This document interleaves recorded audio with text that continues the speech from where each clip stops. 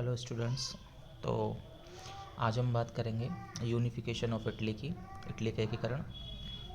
ये आपके हिस्ट्री का जो चैप्टर है 10th क्लास का, नेशनलिज्म इन यूरोप, यूरोप में राष्ट्रवाद, उसका एक टॉपिक है यूनिफिकेशन ऑफ इटली। तो ये वीडियो आपकी बाइलिंगुअल रहेगी, है ना। तो टाइम वेस्ट नहीं करते, देखिए।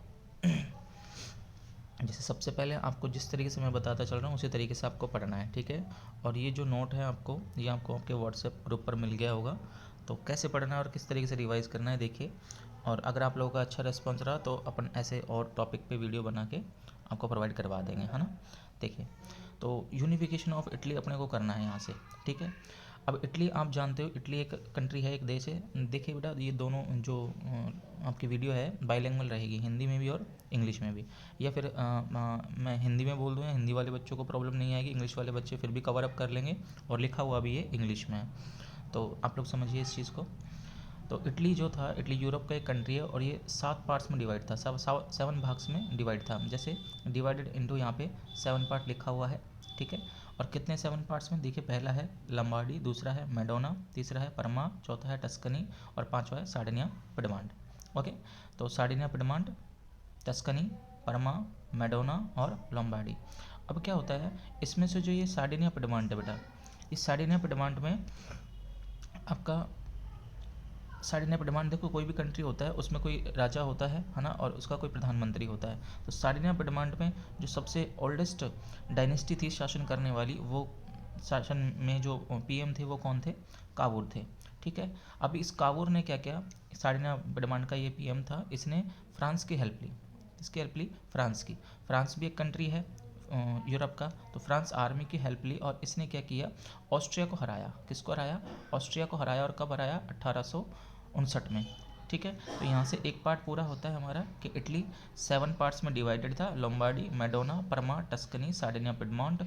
और सार्डिनिया पिडमांट का पीएम था कावूर, और कावूर ने हेल्प ली किसकी, फ्रांस की। और किसको हराया, ऑस्ट्रिया को। कब हराया, 1859 में। और इन पांचों जो पार्ट्स थे, ये पांचों के पांचों इनको मिला लिया किसमें, इटली में, ठीक है। नेक्स्ट चलते हैं। तो अगला है हमारे पास, नेक्स्ट पार्ट था सिसिली और नेपल्स का, ठीक है। तो सिसिली और नेपल्स को एक करने किसने किया, तो एक गैरिबोल्डी था। गैरिबोल्डी एक फ्रीडम फाइटर था इटली का। ये भी, इसका जन्म भी कब हुआ था, 1807 में हुआ था। और इसने एक ग्रुप बनाया था, एक एसोसिएशन बनाया था, एक आर्मी बनाई थी जिसे रेड शर्ट्स बोला जाता है। इसमें 1000 लोग थे, 1000 लोग थे। इनको रेड शर्ट्स या लाल कुर्ती दल बोलते हैं हिंदी में। और वो इसलिए बोलते हैं क्योंकि ये लोग लाल कलर की एक शर्ट पहनते थे, ठीक है। तो 1860 में 1860 में ये बनाया गया था। और इसने क्या किया, सिसिली और नेपल्स को जीता और इसको किसे मिला दिया, इटली में, ठीक है। नेक्स्ट आगे चलते हैं। तो तीसरा पार्ट आता है हमारा कौन सा, रोम का। तो रोम, देखिए, रोम इटली का हार्ट बोला जाता है। इटली का जो दिल है, हृदय है, वो किसको कहा जाता है, रोम को बोला जाता है।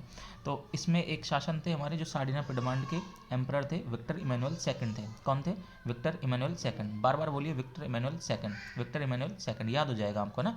तो सार्डिनिया पिडमांट के क्या थे, एम्परर थे, नीचे लिख भी रहा है। तो 1870 में, 1817 में क्या होता है, ग्राब रोम, इन्होंने रोम को क्या कर लिया, छीन लिया। कैसे छीना, between the war of Persia and France. तो पर्शिया और फ्रांस लड़ रहे थे आपस में, तो ये दोनों आपस में लड़ रहे थे और रोम किसने ले लिया, ये सार्डिनिया पिडमांट ने, इसका जो शासक था विक्टर इमैनुअल सेकंड, इसने छीन लिया।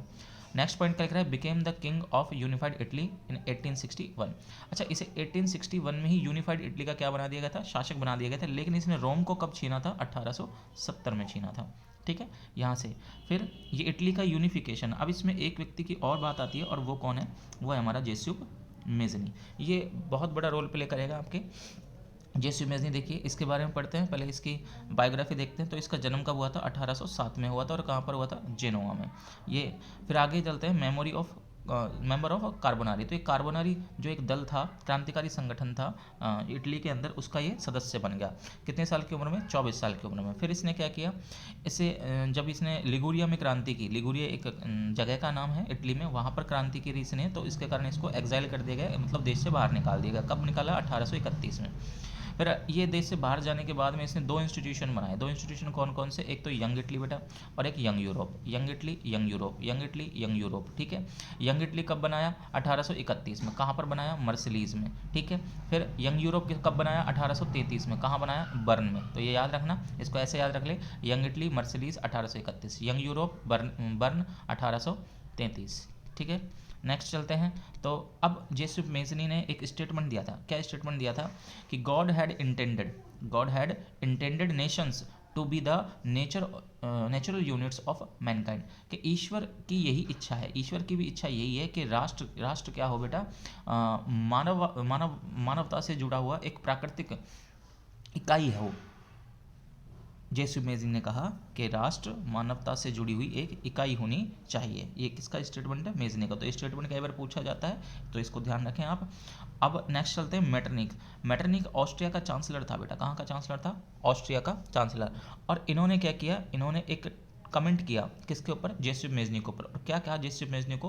कि Mazzini is the most dangerous enemy of our social order और यूरोप। तो आप कह सकते हैं कि मेटरनिक ने कमेंट किया, टिप्पणी की किसके ऊपर? मेजनी के ऊपर। कि मेजनी कौन है? सबसे खतरनाक दुश्मन है हमारे सामाजिक जो स्तर है या सामाजिक जो व्यवस्था है यूरोप है, उसका सबसे खतरनाक दुश्मन है, उसका सबसे बड़ा दुश्मन है, ठीक है बेटा। तो ये आपका था, आप देख लीजिए इसको कैसे याद करना है। और एक्चुअली इसको पिक्चर वाइज याद करना है। जैसे ये वाला पार्ट पहले आप देखें कि इधर क्या लिख रहा था, फिर आंखें बंद करें, फिर इसको सोचें कि हाँ ये क्या लिख रहा था, फिर इधर बीच वाला पार्ट क्या था, फिर ये लास्ट में थर्ड पार्ट क्या था। फिर वीडियो को देखो, आप एक बार देख लें इसको, और 2-3 बार एक बार आप इसको रिवाइज कर लेंगे तो अपने आप ये याद हो जाएगी आपको। और फिर एक बार आंख बंद करके आराम से आप ऑडियो भी सुनोगे, तब भी आपको बेनिफिशियल रहेगा, ठीक है बेटा। ओके।